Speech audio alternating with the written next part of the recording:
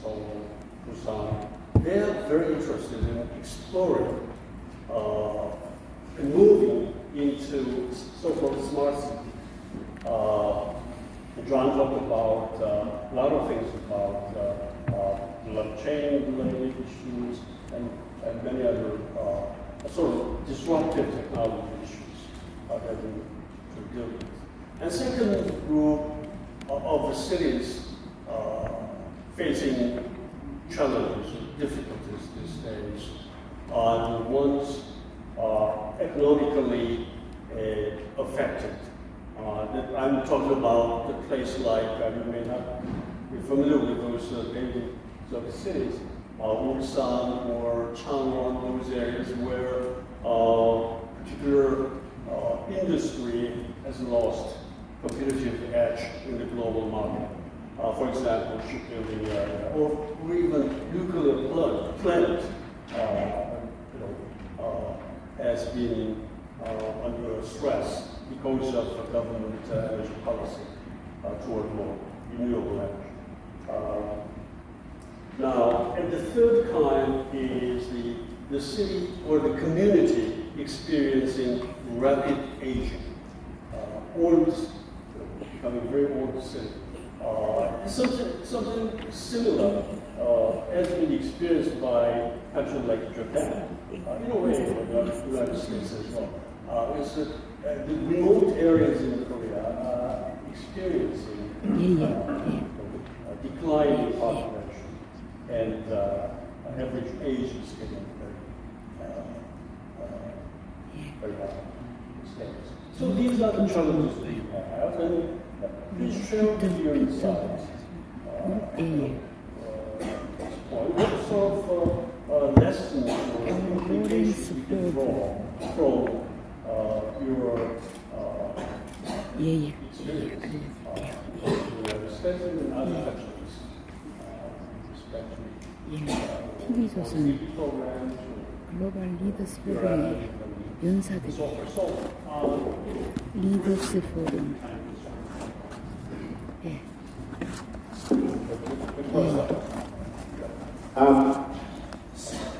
So I think in listening to everyone on the panel, you've heard a lot of similar threads that relate to the same core challenge.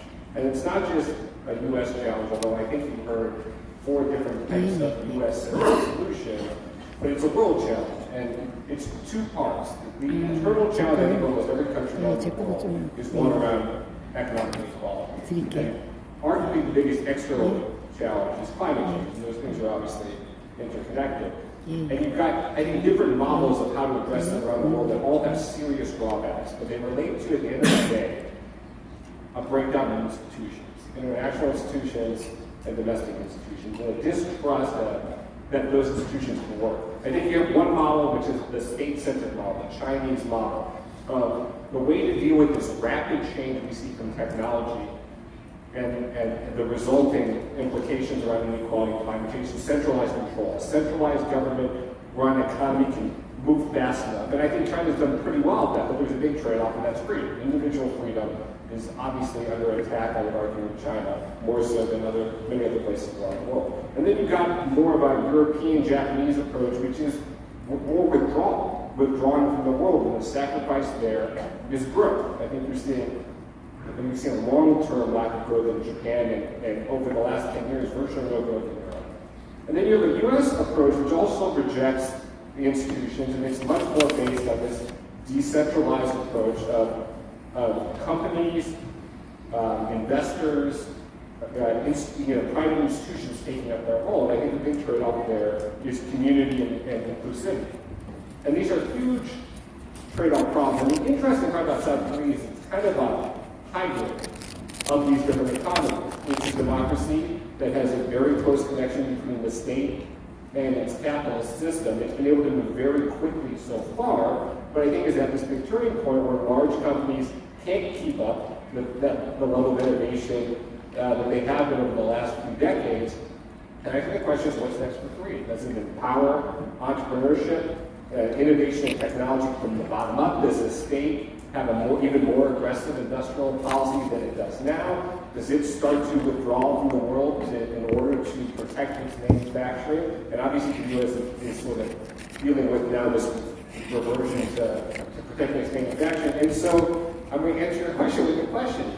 Korea is very interesting in that it has pieces of all of these elements, and can, I think, come up with a better model than the U.S. and China or the Europe and Japan has come up with, because of those different pieces. But there's no perfect solution out there. I think you've heard very interesting pieces of what the U.S. solution feels like, which is some form of empowering investors, empowering individuals, empowering systems, empowering technology to come up with change. But if you ask all of us honestly, we think we're unsure that any of that will work, even in combination. That's great. Peter, would you like to say something? I think I'd add to that. Is this on? It must be on now. I think I'd add to that is that at a time of such rapid change, assuming that you have an answer to all these things from up top always seems a bit odd, because it is a time for massive experimentation and figuring out what works and having a learning model. So what's interesting about the U.S. history is it's been distributed, and this in particular is a moment, I think, to try a lot of things. If you think about your second use case, which is cities and towns where industry's leading and what to do, to me the most interesting stuff has been kind of some of those examples that I gave, where you're trying new industries out, you're seeing what the particular region is very good at, you're driving local innovation, you're bringing young people in, and that's what kind of spins stuff up. The book that I wrote, The Maker City, which looks at the maker movement, is basically based on those set of ideas. So if you look at this opportunity zone conversation, it really was two things. It was about bringing in forms of capital where other forms of capital may not be available, as in the U.S. is less state capital. So certainly the experiment of trying to motivate private capital gains to want to work on the civic project, I think that's a very important idea. We can share lots with you about what didn't work in the U.S. And then secondly, spinning up kind of these local innovation mechanisms.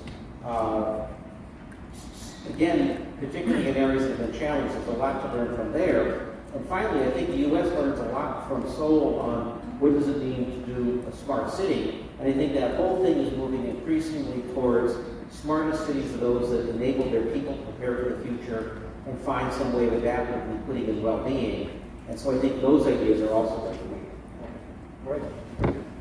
I'd like to create a concrete proposal here.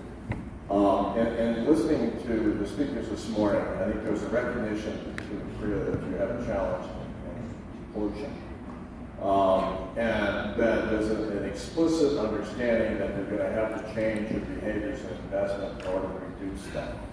There may be an opportunity to set up a set of outcomes, a set of goals for different cities. Not just necessarily in terms of reduction of pollution, but also becoming zero carbon, hitting certain kind of social objectives and benchmarking. And then against that provides like an X prize to the cities.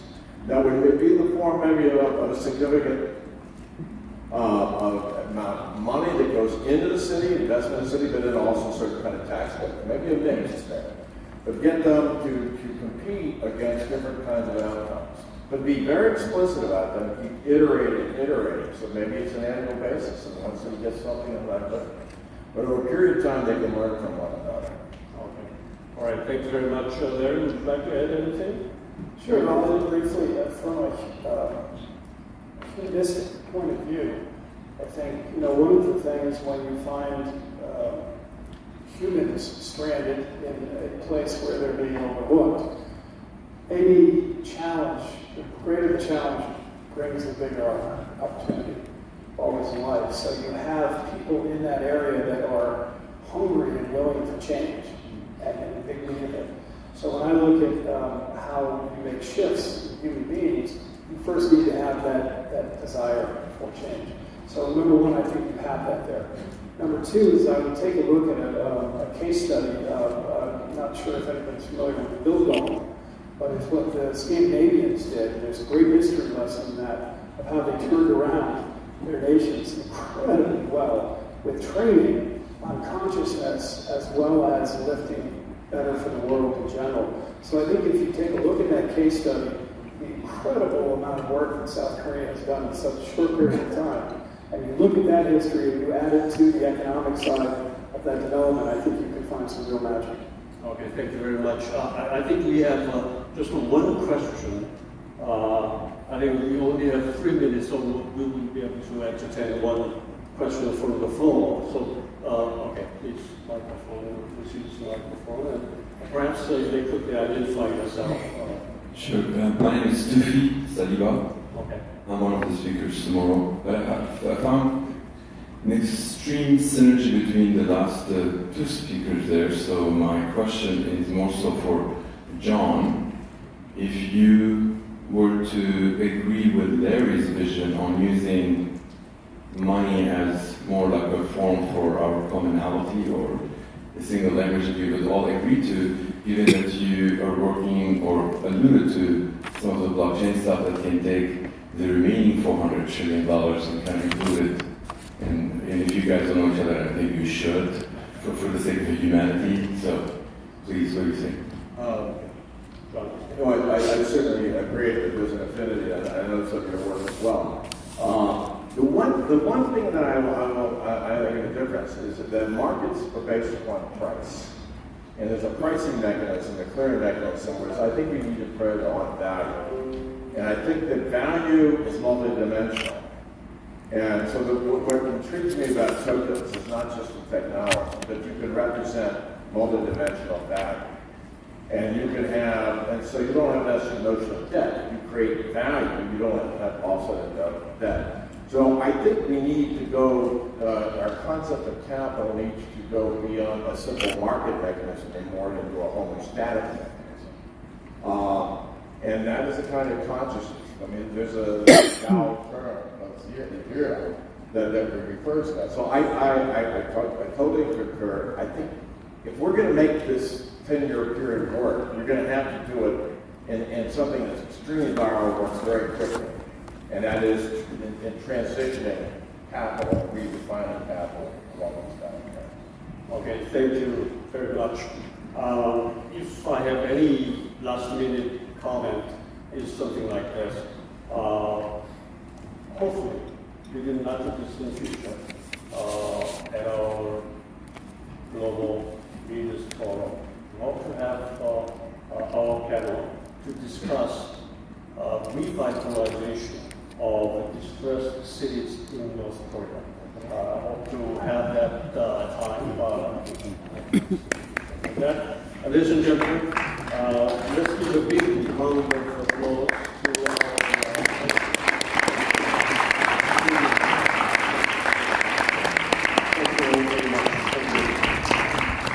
감사합니다. Thank you,